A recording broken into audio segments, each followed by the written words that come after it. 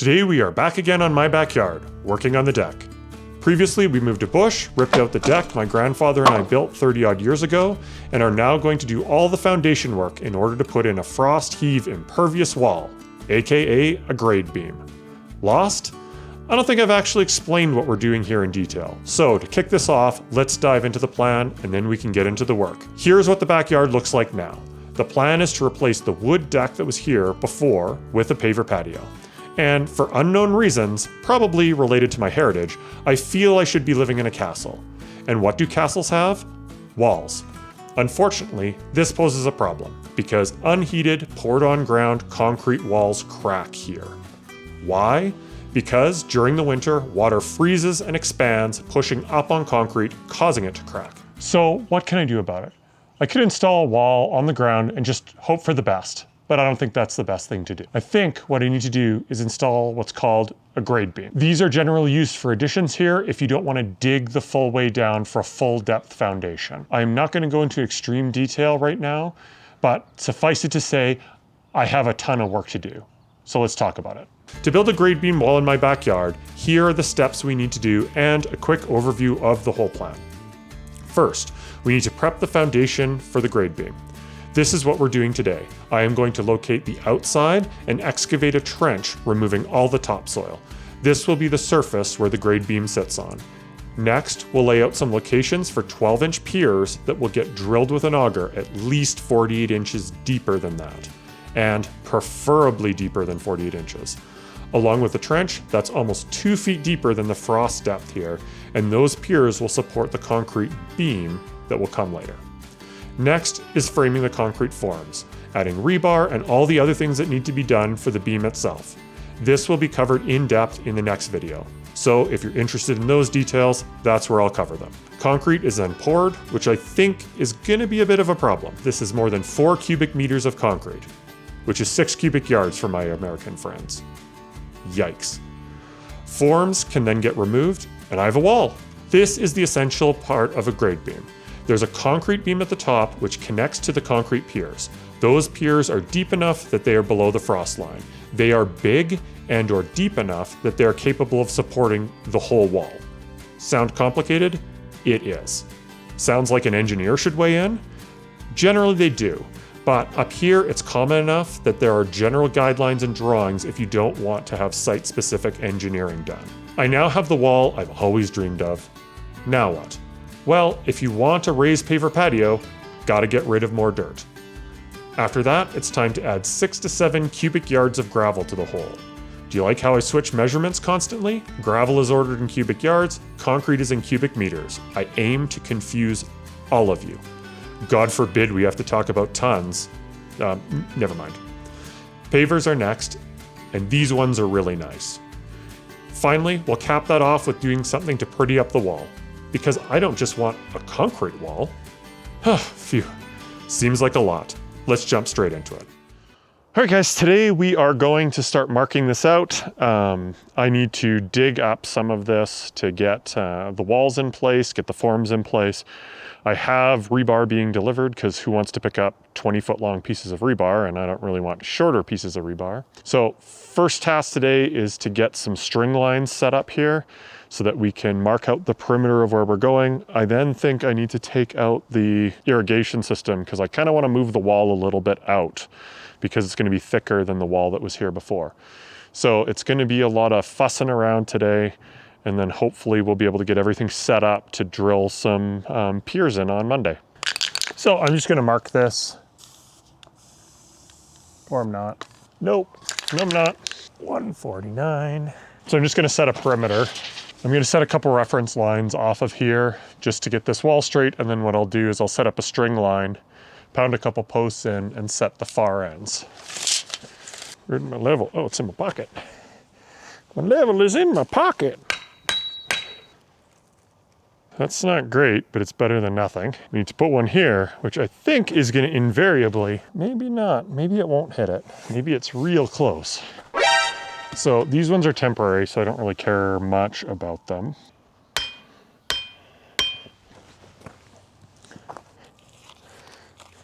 So I'm just tying a string to here. I'm gonna run it out to here, and then I got a big chunk of rebar. Now, I know that there is a magical, fantastic way of tying this, but I don't know what that is. So I'm not gonna bother. The idea is that you move it. Since we know that far post is right and we know this close post is right, we should be able to take this, stretch it, move it until it just touches there. And now that should be good. And I didn't bring my level, so I can't continue. I'll be back. One thing that's nice with rebar is it's magnetic, so I can stick my level on it. Now, you want the rebar level. Good. So now I'm going to extrapolate in the other direction.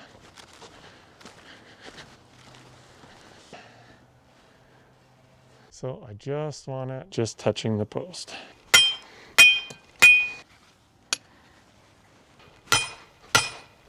All right, you see the string loosened up? It's because I stretched it at an angle to get it in. So this is not level in this direction, this way, because it doesn't matter. I'm gonna use a different one to come out here, and I'll put a cross post in because it's just easier, so you only have to level this in one direction. You have to put a rebar cap on the top of this thing because I just mangled my arm. There we go. I now have a string line at the perimeter of my deck. Now we got the big test for this, is whether it's actually square to the house. I squared it off the two corners. The post did move a little bit, so I'm looking for, like, I don't know what's good. Plus or minus a 1/4 inch? Yeah, maybe. I can adjust the string line a little bit. I can put some spacers on the string line to space it out and all that sort of jazz, but I don't really want to do that. But we shall see how good or bad this is. 149 1/4. So I'm an inch off right now. All right, so what I'm gonna attempt to do is just move this string line out. So what I'm gonna do is I'm gonna stick this other board on it. And then if that works, I will permanently tape it. We'll do this. All right, I'm 1/8 of an inch off on the string line from that side to this side. That's great because my measuring is not 100% here and it doesn't really need to be at this point. So this is gonna stay in place here. This marks the outside of the wall. So the wall is going to go to here. So now what I need to do is I need to do a little bit of digging along here to see whether or not this sprinkler system in here actually interferes with anything. So I'm gonna do some exploratory digging and I'll talk to you guys after. So I'm setting square now-ish, hopefully. I'm setting square off the house, piece of steel tube that I just had kicking around that I'm gonna use for a straight edge. So there's a mark on the house that I'm lining that outside edge up to, and then I'm just using a drywall square. This is not exact because the parging on the house is not exact, but I'm squaring it up. Some nails here in a couple spots just to mark where I'm supposed to be. I'm gonna run this off the house, the string line off the house. Is there a screw kicking around here somewhere? After I told you not to keep any screws. Why would you use them for your sidewalk? I have a box of 4,000 of them sitting in the garage. I just don't want to walk to the garage. So I'm out of rebar. Dad brought over these phosph fence posts.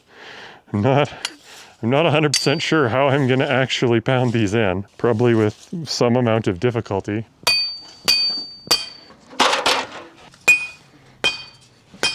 There we go. All string lined up. So we're attached there. String line over to here. Then that one goes all the way. This is going to be a big deck. Over to here. And then that one goes to the house. So I set this width off of here. I wanted the wall closer. I wanted it probably like there, maybe there. The issue is when this gets formed, I'm gonna have 2x4s going this way. So I need enough space for the 2x4s to actually get to here without running into the wall. So it kind of was one of those, like, it's gonna be a little bit difficult. All right, let's see where this line is. That's not a good sign. Where the hell does this go? You guys, I found a route. Oh, sweet. I can go farther out if I want to. So I thought the water line went along this, which is why we set our fencing where we did, but it doesn't. It actually comes in, so I can quite easily shift these.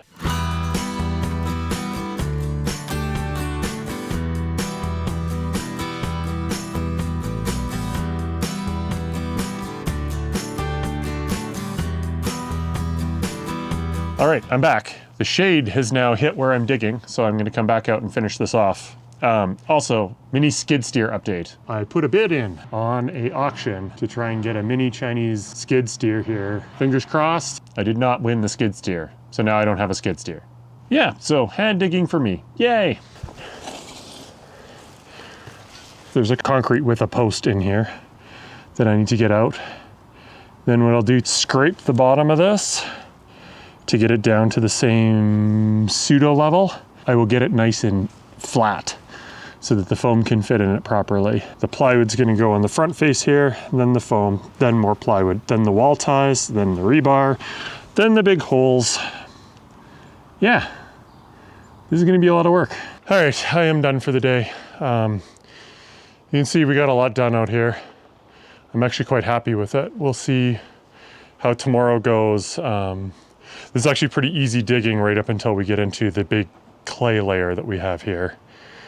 So, and based on my digging I've done in this area before, it's about a 3-foot clay area, then you're back down into gravel, which is where we want to be, because that'll give us about 3,000 pounds per square foot of bearing for the pillars, which would be great because I designed this whole system for 1,500 pounds. So we'll talk more about that next time.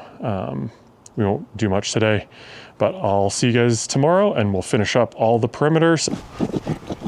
Unfortunately, with both these front fence posts that were on the pergola, they are full depth, so they're 36 inches deep, all concrete, and I couldn't pull them out. I tried to pull them out with the jackal, they just broke off.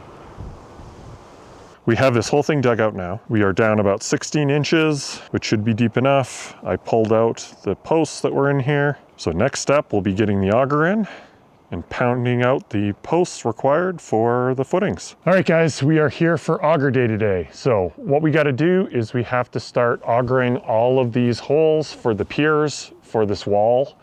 And I think that's probably all we're gonna get done. So we gotta go down as deep as possible. We wanna hit 4 feet. We're already 16 inches down, so it should be pretty straightforward to do. And then what we're gonna do is move on to the back and auger out some fence post holes, just because we have the auger here and it saves us 160 bucks. So we're gonna get into that right away here.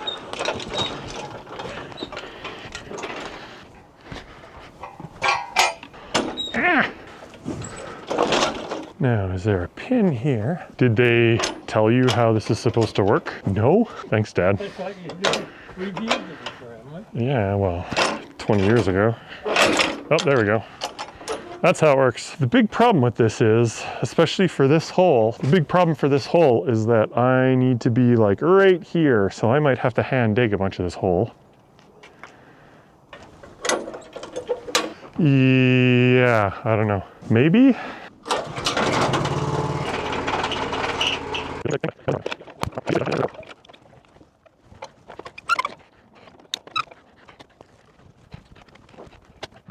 Lean down on it, because I don't have this out. It's really tough, but this is the only hole that needs to be done this way.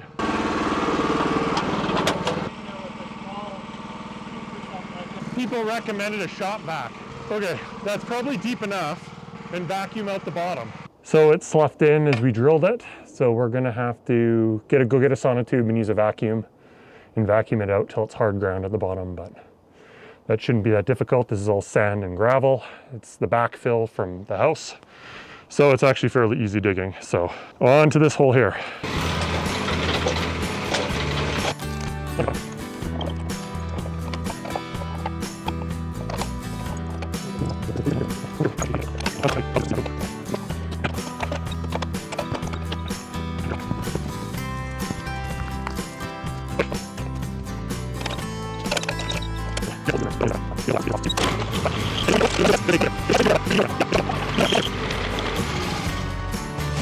All right, that was 1,000 times better.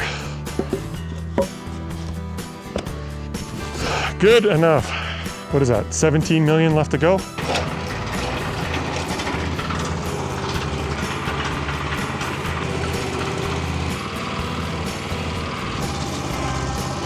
Uh-oh. Can you press down?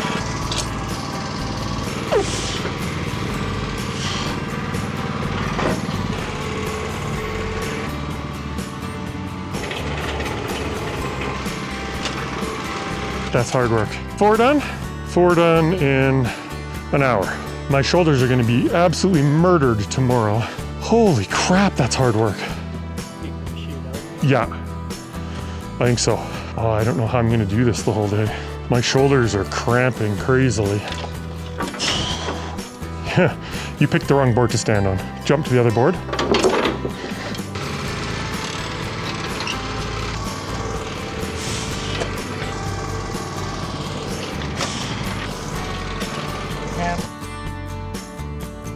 So if I shot back out the bottom of that, we're probably at 4.5. Clay is the kind of soil that heaves, because what happens is it gets wet and it absorbs all the moisture and it expands and then it heaves up. So I'm gonna try and stop that by leaving the walls of these dirt and filling it entirely with concrete. So there should be no settling, no water should be able to get around it because the top layer of clay should swell and seal it, hypothetically, according to my non-engineering engineering.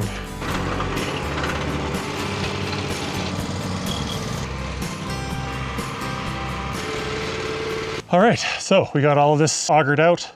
I need to go grab some sonotubes to throw in and then get a vacuum to vacuum out some of the loose stuff at the bottom. But we are now moving on to the back fence because we have 10 or 11 post holes to auger out there.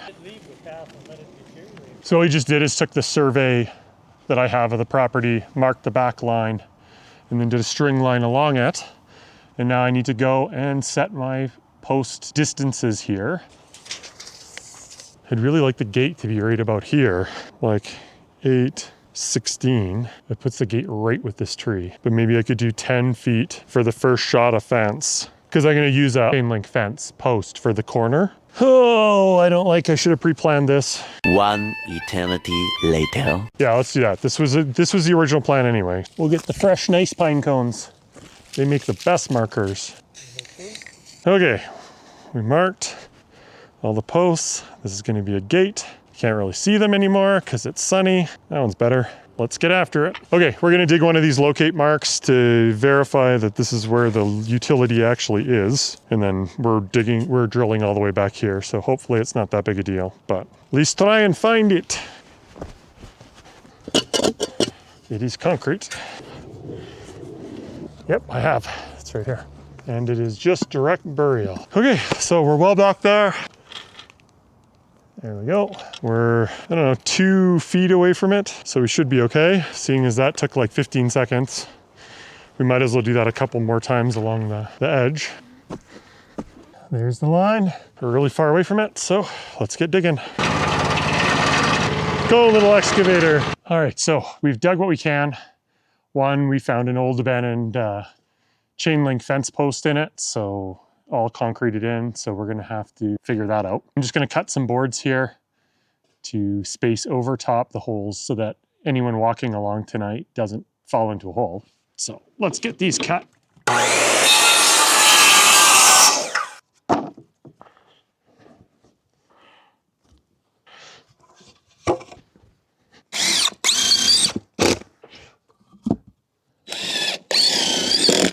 There we go. All right, guys, we're back this morning. Yesterday, we ended up getting all 22 of our holes dug. So what we're gonna do today is we're gonna move some dirt, clean out these trenches. I have a shot vac here.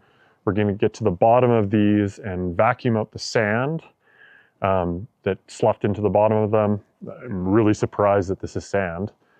But we'll get that done today, and then in the afternoon, hopefully we're gonna get on to forming these concrete walls, which will probably be the next video. All right, we're gonna focus on the piers for the deck first, because it'll be the more complicated framing project for the forms. We'll get these out. I'm gonna have to clear out all the soft soil around them, Then we're gonna go down with a shovel and shove it down deep and see if we can pull stuff out. And then I have a shop vac, and then I've been told that I should vacuum out the bottom of these so that it's a hard, flat base for the concrete to sit on, rather than having it sink later when it consolidates. Now, this is practically just like straight sand. So we shouldn't have a huge problem with compaction underneath it, but it'll make it nice and solid. And then we're gonna stick a sonotube up here because this is way too low. And then we'll fill around here with gravel. So I need to get all of this dirt moved back. It just sloughs into the hole, and then I lose my hole. And I don't want to do that. Once the concrete forms are in, it doesn't matter. The dirt can slough in, it'll just sit against the concrete. For my American friends, this is something they call a snow shovel that you push snow with in the winter, just in case you've never seen one. First off, I need to get rid of all this crumbly bits. So step one is I'm gonna use a shovel and get as much out by shovel as I can. Okay, so this is how I've been told to do it. Shop vac, hose, empty with no bag. And I should be able to suck out all of the loose stuff at the bottom of the hole. Don't know if this is gonna work. Let's try it.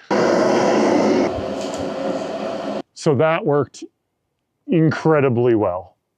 I am a dead flat bottom. Wow, I'm super surprised. That worked so well. So yay. I think what would be a little bit better is if I had some hard extensions for my shop vac hose. I don't think I do. This is one I inherited. So I don't think I have it, but man, did that just cleaned out this hole. Anyway, it is super clean down there. All right, I found a piece of 2-inch ABS. I'll shove that in. All right, on a scale of 1 to 10, that's a 10. So that is the ticket right there, 2-inch PVC over top of the vacuum hose. It pulls out everything. I can see it's completely dead flat.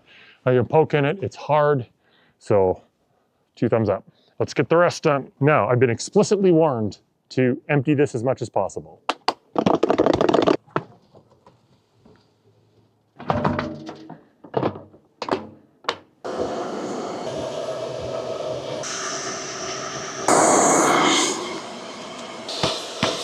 I don't know if that helped or not. I think most of it's getting clogged where the 2-inch transitions to the slightly smaller. All right, whole vacuum update. I changed the way I'm doing this a little bit. I reprofiled the end of my hose because what I was finding is it was sucking up big shafts of sand and plugging it as it went through. So I gave it a kind of like a 45-degree relief cut about halfway through. And that makes sure that a bunch of air gets in with the sand and sucks it up. So I'm quite happy with this method. It's working really, really, really well. So 1 left to go, and then we're gonna start the forming for this. And then I think this afternoon I'll tackle some of the back holes, maybe tomorrow morning. All right, all done. It's that simple. I'll probably do another vacuum out when I've set the forms because I'm gonna knock more crap into it probably. And then once the inside forms go on, hopefully nothing else gets in it. So that's the plan.